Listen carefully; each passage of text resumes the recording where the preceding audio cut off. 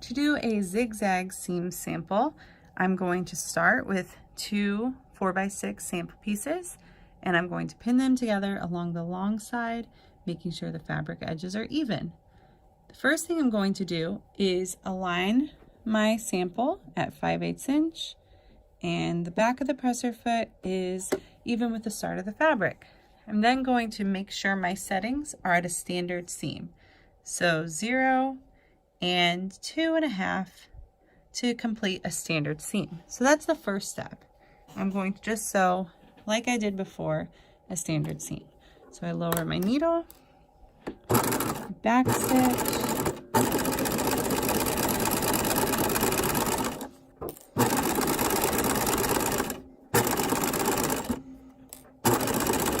all the way to the end, and back stitch.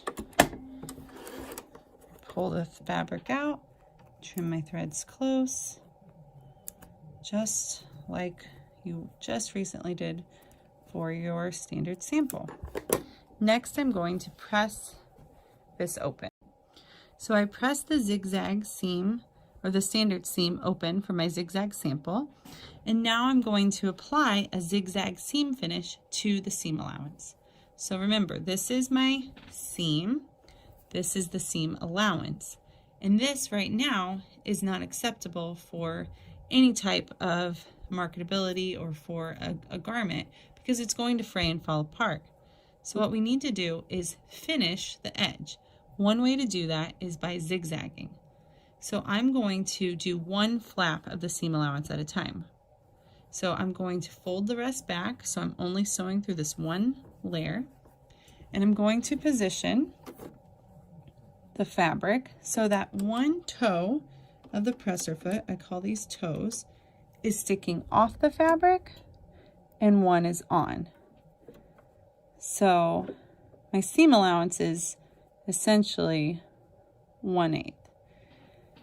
I'm going to have the back of the presser foot even with the beginning of the fabric, so I can back stitch because we still want to back stitch, so this is permanent. And then I'm going to go over to my settings and change them up a bit.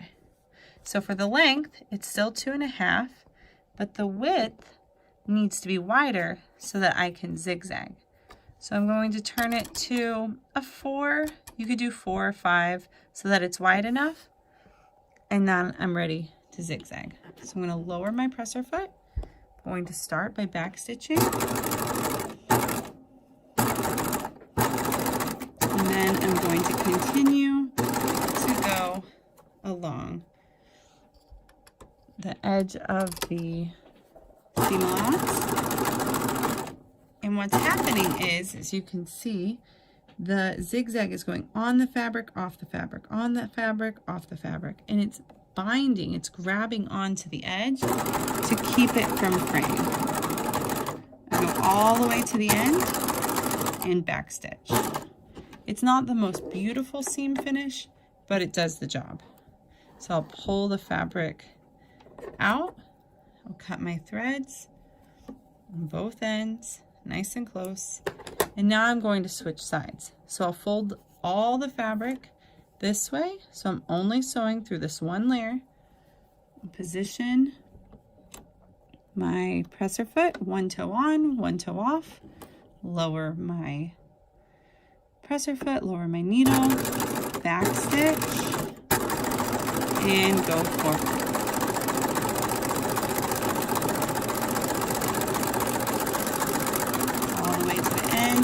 And back stitch. You might find sometimes when you get to the end it is difficult to sew the end because it starts to get crumpled up under the presser foot. That's just because the feed dogs have nothing to grab onto anymore, so they're kind of struggling.